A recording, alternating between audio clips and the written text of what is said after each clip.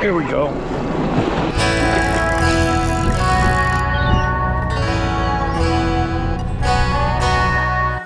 It's been seeming like the bass don't work weekends, and the weekday bite has been on fire, which means my previous weekend sessions have resulted in skunks. Before getting into the main portion of this video, I wanted to show a clip from last session. I was fishing with SP Fishing, and we fished all day up and down the coast to no avail. We finally hit a spot where we noticed bass being caught, and after some time I hooked into one. But as you'll see, this is a masterclass in what not to do. Just purely a series of amateur mistakes, but hopefully you can learn from it. The fish I hooked into felt like a really good fish, which is still haunting me to this day. My biggest mistake was not properly setting my drag beforehand. I had the drag cranked down way too tight, so I tried to loosen it, but then I loosened it a bit too much. So from there I just kept nervously fiddling with the drag and I couldn't get it to where I wanted it, while I tried to keep this fish on and ended up dropping it. Lesson learned, set the drag before you start fishing.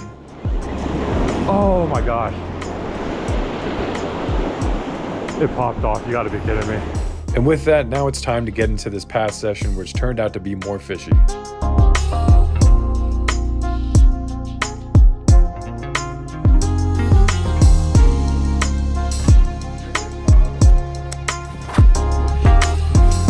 Alright, howdy everyone, welcome back to another video. We got a stiff west wind today. I did find a potted bunker. I was driving up and down. I haven't started my day yet, but this is my first spot. And I don't think there's any bass on it, but we're gonna find out. It doesn't hurt to try. It's the bottom of the low tide right now, so we've got the incoming. Hopefully we get on a fish today. It's been a long time coming, but I feel good today. This pod right here stretches out all the way down. We're starting out today with our old friend, the diamond jig. Since those bunker are far out there, I really want to cast this, kind of launch it out there. Just because we've got these west winds today, these diamond jigs will cast a mile, especially into the wind. So it's really your best option to pick up some casting distance if the bait or the fish are really far out. All right, well, we know there's fish around because the guy next to me, I think, has got at least 2 fish now. I'm pretty sure he's using a diamond jig as well, but I don't know, no luck for me yet.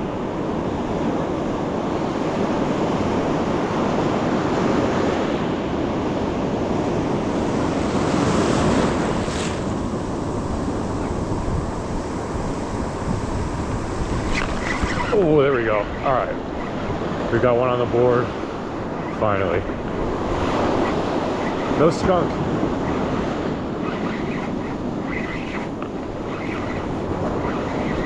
It's just a little guy, but I'll take it. Fish is a fish. You beat the skunk. Oh, and he spit the hook. Okay, here we go. We're on him.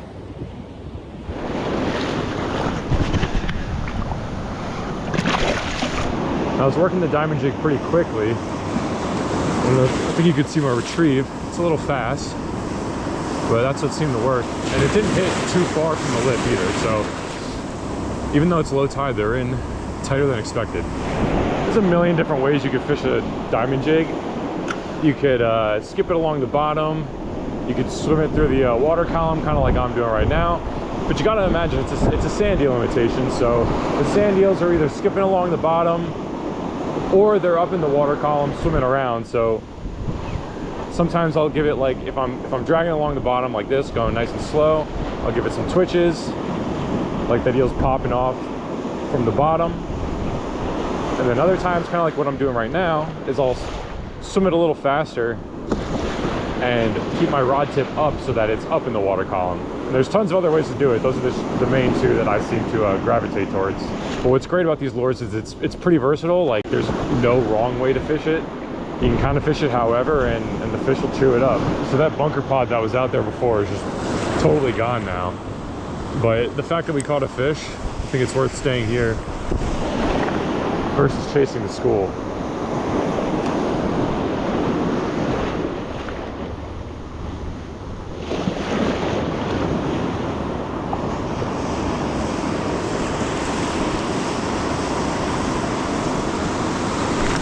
Oh, there we go. Another one.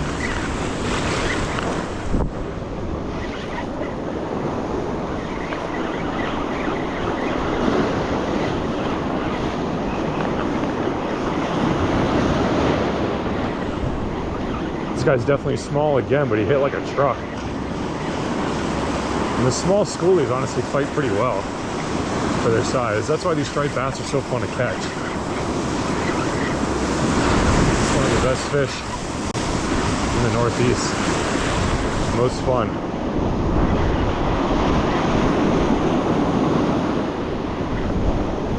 I don't know, it might be a little better than the last one.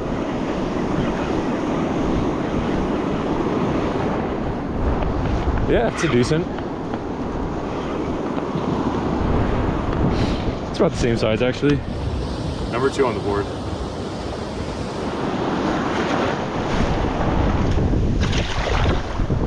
Nope, wrong way.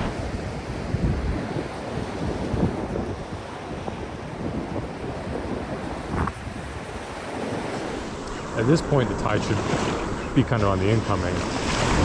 So until around 1 o'clock, I want to say. Could be wrong about that. But I think it's still around 1 o'clock that the high tide will start coming in.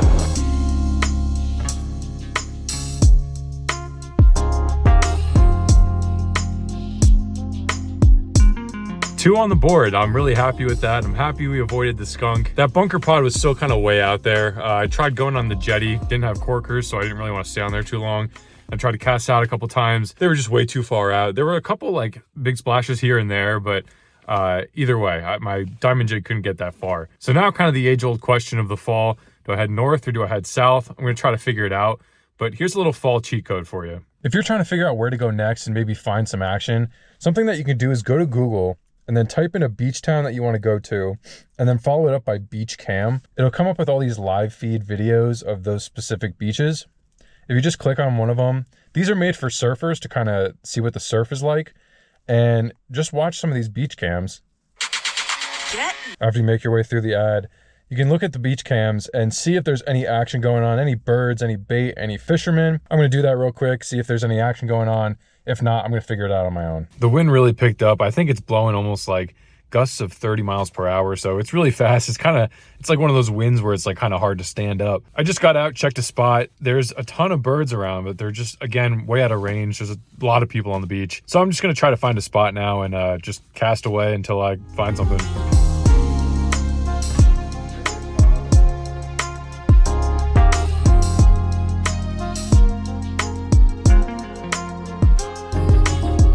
Definitely bass way out that way, but again, just too far out. Maybe they'll move in this way. That's the hope.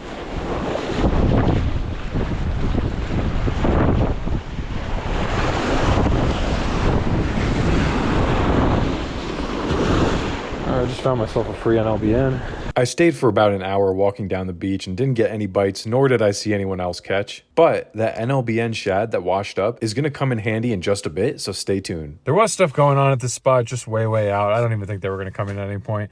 So now I'm trying to make another decision. I could stay in this area, or I can head back and try to find that bunker school that I was on before. And I have this feeling that once I go back that way, everything's going to pop off where I am now. So this is one of the things that's tough about fishing, is that it's a series of very small decisions, and all your small decisions could either lead to a great outcome or it could lead to you catching no fish. So there's a lot of strategy that goes into it. It's kind of like a game of chess, and we're definitely going to be playing the game the rest of the day. Hopefully we get on some more fish. I'm going to figure out what to do and see what happens. I'm trying to find a spot that kind of blocks the wind a little bit, but this will probably be my last location of the day. I don't know. I may give it like an hour, and then sunset is in about like 2 hours. So I may head back up north a little more, but we'll see. Hopefully we get on some fish.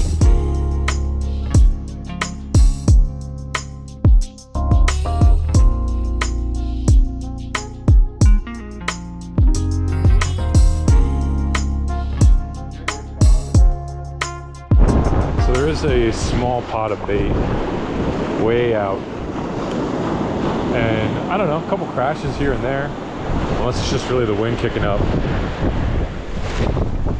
But we're gonna fish this, and then maybe those fish will move in.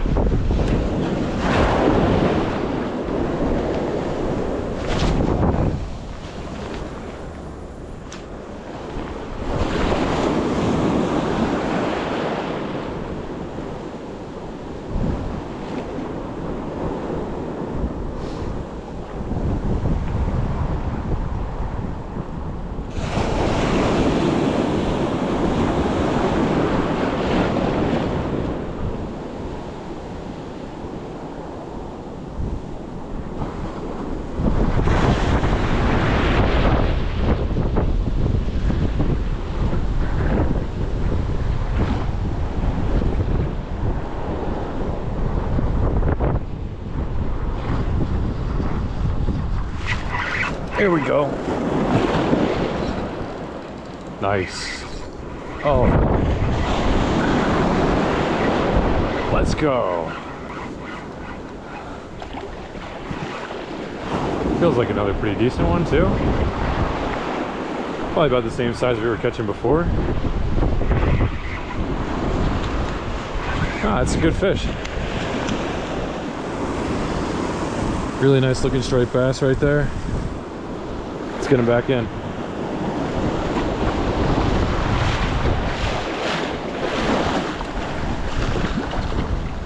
There he goes. All right, that brought the excitement. Let's get another one. Man, I'm so happy that I caught one here because I was really worried. I was like, oh, this isn't really worth making my way back up. I was being really pessimistic, but I don't know. Worked out. Oh, they're getting more active out there. Oh, big splashes, big splashes. I might try to throw a pencil popper if I can launch it that far. All right, we got ourselves this cotton cordell right here, and we're gonna throw that out there.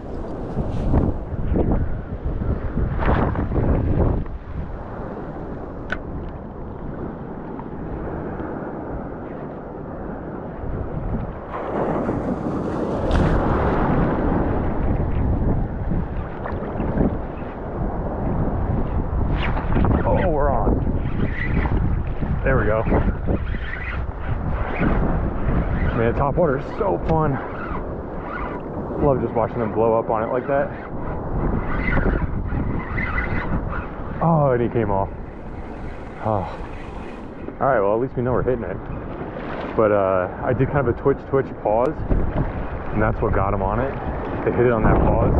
In order to get out to where those bass were, I was out a ways into the water and kind of having to jump over the waves. Even though I had waders on, I was still getting drenched, and so was my reel. I always bring a gallon of water with me when I wade fish so I can dump it on my gear after the session to get the salt water off. Salt water is very destructive, and some maintenance can take your gear a long way.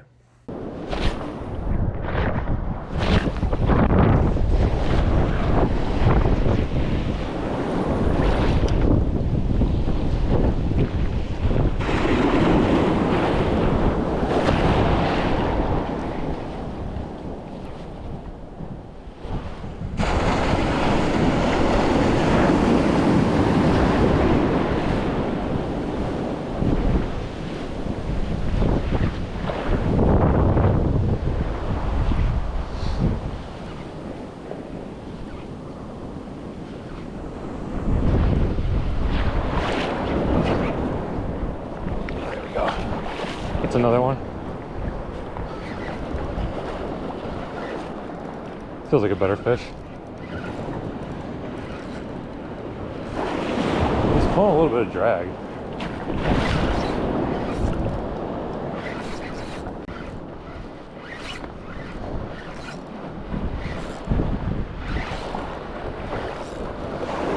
Yeah, it feels like a pretty good one.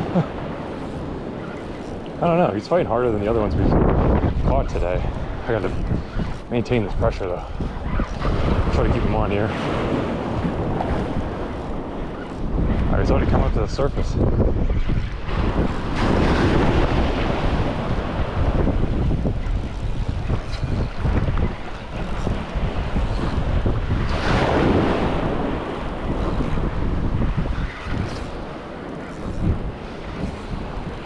Man, I can't believe he gassed out already. That was fast. It was a quick fight.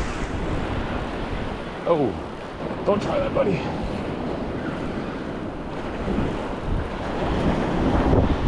Tighten up my drag a little bit. Walk him back.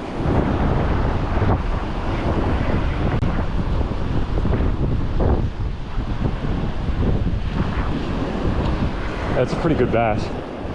That's a nice fish. And that's definitely a migrating fish too. Alrighty. It's a good fish right there. Alright, buddy. Made my day.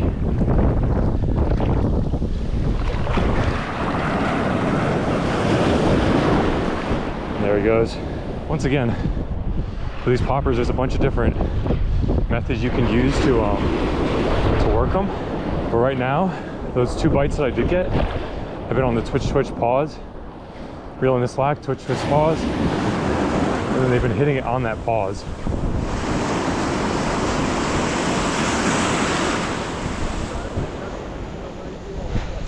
All right, that's a weird catch. Glasses frames. It's actually the same kind of glasses that I wear. As the afternoon went on, the spot got more and more crowded and the striper started moving out farther. I'm gonna try to make one last move before the sun completely sets, and hopefully we can get on some more fish, but that was really fun. We got 2 on the board and we dropped 1, but those fish are moving way out now. They're not gonna come back in. At least it doesn't seem so. So that's why I'm gonna make one more move, and then we're gonna call it a night after that. Well, all these birds up ahead deceived me. I thought they were swarming around, crashing down on something when I saw them down a ways, but nope, they're just hanging out, flying around. But regardless, until the sun is completely set, I'm gonna throw some lures around.